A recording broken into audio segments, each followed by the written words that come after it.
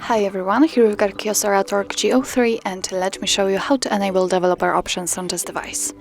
So first of all, let's tap on Apps and let's enter the settings. Now let's scroll down to the very bottom and tap on About Phone and scroll down again to find the build number. Now keep tapping on it until you'll see that you're a developer now. As you can see, now we are in a developer mode, so we can go back and under the system we've got developer options, so let's tap on it.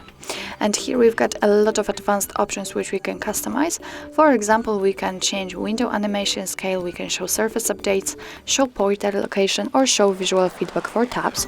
If you want to turn on the feature, just tap on the switcher right on it, and as you can see, it is immediately activated and applied.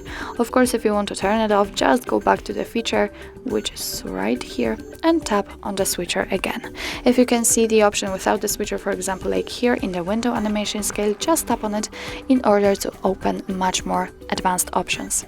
Okay, so if you are done with a customization of developer options, just tap on the switcher to turn them off. Now let's get back, and as you can see, they immediately disappears from the general settings list, but no worries, if you want to customize them again, then go back to the build number step and keep tapping. So actually that's all.